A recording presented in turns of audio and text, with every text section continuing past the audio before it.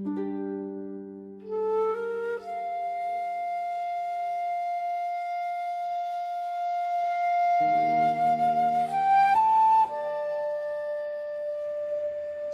រឿងខ្មែរសូមជូនរឿងប្រវត្តិផ្ទះខ្មោចទិញកាលពីដើមឡើយមានស្ត្រីមេម៉ាយម្នាក់ឈ្មោះសំរិទ្ធលូនដែលមានប្តីជាយោធាបានស្លាប់ចោលអ្នកស្រីត្រូវបានទទួលអំណោយដោយការចែកដីធ្លីផ្ដល់ពីក្រសួងមន្ទីរក្នុងស្រុកបរិបូរណ៍ខេត្តកំពង់ឆ្នាំងអ្នកស្រីលូនបានកសាងផ្ទះនេះឡើងនៅក្នុងឆ្នាំ1993ក្រោយកសាងផ្ទះនេះរួចអ្នកស្រីមិនបានធ្វើពិធីឡើងផ្ទះអ្វីឡើយព្រោះគ្មានញាតិស្គាល់នៅទីនោះទេដោយផ្ទះនេះនៅឆ្ងាយដាច់ពីភូមិផងដែរអ្នកស្រីមិនហ៊ានដេកនៅផ្ទះនេះនៅពេលយប់នោះឡើយអ្នកស្រីមកដេកលេងនៅផ្ទះនេះគឺនៅតែពេលព្រឹកនិងពេលថ្ងៃប៉ុណ្ណោះដោយការសុំក្មេងអ្នកភូមិ2-3នាក់ទៅដើម្បីជាការកំដរក្រោយមក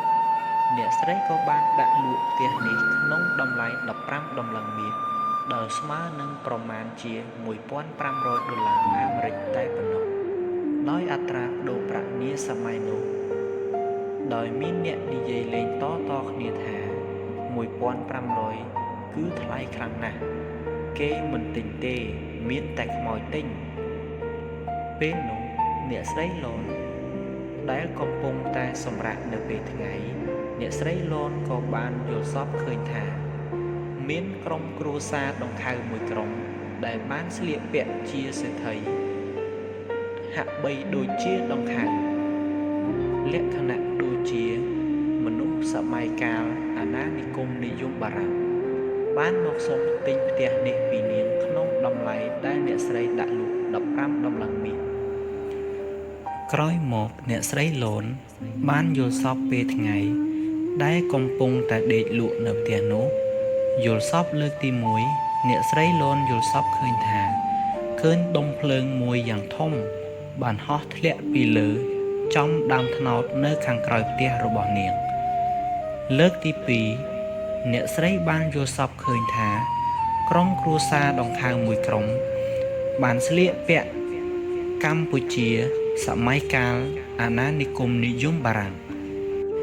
បានមកសុំទិញផ្ទះនេះក្នុងតម្លៃដែលអ្នកស្រីដាក់លក់15ដុល្លារមាសអ្នកស្រីក៏យល់ព្រមលក់លុះព្រឹកឡើងអ្នកស្រីបានភ្ញាក់ឡើងមិនឃើញមានអ្វីកើតឡើងសោះក៏ធ្វើការធម្មតាដោយនឹកគិតថាវាគ្រាន់តែជាយល់សប្តិប៉ុណ្ណោះលើកទី3អ្នកស្រីបានយល់សប្តិឃើញក្រុមដង្ខៅនោះម្ដងទៀតហើយលោកដង្ខៅបានស្រែកកំហកមកលើនាងថាហេតុអ្វីក៏ឯងមិនចេញ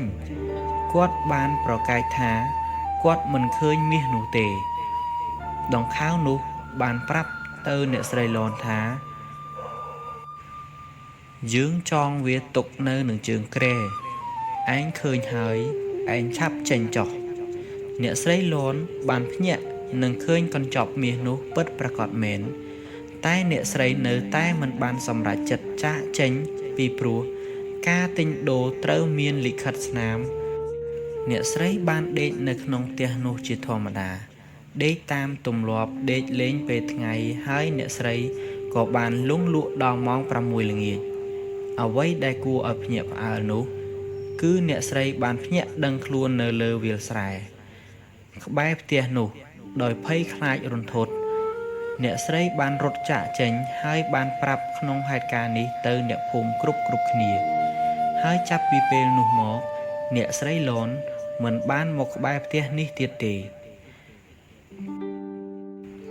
ថ្លែងពីអ្នកភូមិមួយចំនួនដែលមិនជឿក៏មកដេកលេងនៅផ្ទះនេះនៅពេលយប់ពេលដែលពួកគេដេកគឺដេកនៅក្នុងផ្ទះតែអ្វីដែលគួរឲ្យភ្ញាក់ផ្អើលនោះគឺព្រឹកឡើងពួកគេមិនបានភ្ញាក់នៅលើផ្ទះនោះទេបែរជាភ្ញាក់នៅខាងក្រោមផ្ទះទៅវិញតើពួកគេអ្នកណាជាអ្នកសែងពួកគេចុះមកក្រោមនោះគឺជាក្រុមរបស់លោកដង្ខៅដែលជាម្ចាស់ផ្ទះ គ្រានោះចេះតែមានឃើញហេតុការណ៍ចម្លែកនៅក្នុងផ្ទះនេះជាបន្តបន្ទាប់ហេតុការណ៍ទាំងនោះមានដូចជាគឺគ្រប់ទ្វារបង្អួចទាំងអស់នៅពេលយប់ម៉ោង11គេឃើញបិទវិញចំណែកឯពេលព្រឹកអ្នកខ្លះក៏លួចរបស់របរចេញពីផ្ទះនេះហើយត្រូវបានប្រាប់ថាខ្មោចតាមលងហើយពួកគេបានយករបស់របរទាំងនោះមកសងវិញអ្នកខ្លះបានខូចឡាននៅខាងមុខផ្ទះនេះហើយពួកគេបានឃើញខ្មោចនៅឈររវែងនៅក្នុងមុខផ្ទះពេលខ្លះក៏នៅតាមកាំជណ្ដើរស្លៀកពាក់ដោយការចងក្បិនអ្នកខ្លះគឺជាអ្នកដំណើរឧស្សាហ៍ឃើញខ្មោចគ្មានជើងឈរនៅចាំពីមុខផ្ទះអ្នកខ្លះក៏ឈរនៅចំពីមុខឡានចំណែកឯអ្នកដំណើរប្រមាណជា30នាក់ត្រូវបានចុះកាសែតថាស្លាប់ដោយគ្រោះថ្នាក់ចរាចរណ៍នៅនឹងមុខផ្ទះនេះអ្នកស្រុកនៅតំបន់នេះតែងតែប្រាប់អ្នកដំណើរតាមផ្លូវពេលដែលមកដល់ផ្ទះនេះត្រូវចុចស៊ីផ្លេឡានឬម៉ូតូដើម្បីបញ្ជៀសខ្មោចចេញពីមុខផ្ទះដើម្បីបញ្ច្រាសគ្រោះថ្នាក់ខ្មោចលងទាំងឡាយឲ្យរសាត់បាត់ទៅដោយរឿងរ៉ាវនេះគឺជារឿងដ៏ល្បីល្បាញក្នុងប្រឡោមលោកល្បីគឺអ្នកស្រីម៉ៅសំណាងយកមកសរសេរនៅក្នុងឆ្នាំ1998ហើយត្រូវបានយកមកផលិតជាខ្សែភាពយន្តខ្នាតធំក្នុងឆ្នាំ2005ដោយដាក់ចំណងជើងថាផ្ទះខ្មោចទិញរឿងប្រវត្តិផ្ទះខ្មោចទិញសូមចប់ដោយបរិបូរណ៍សូមគោរពអរគុណដល់អ្នកមិត្តអ្នកស្ដាប់ទាំងអស់ដែលបានចំណាយពេលវេលាស្ដាប់តាំងពីដើមរហូតដល់ចប់ប្រសិនបើបងប្អូនមានខ្សែសាច់រឿងផ្សេងណាមួយចង់ឲ្យ admin និយាយសម្រាយចេញជារឿងសម្រាប់ស្ដាប់និទានមុនពេលចូលគេងសូមបងប្អូនកុំភ្លេច comment នៅខាងក្រោមវីដេអូសូមកុំភ្លេចចុច Subscribe និងសញ្ញារូបកណ្ដឹងដើម្បីទទួលបានវីដេអូថ្មីៗជាបន្តបន្ទាប់សូមអរគុណ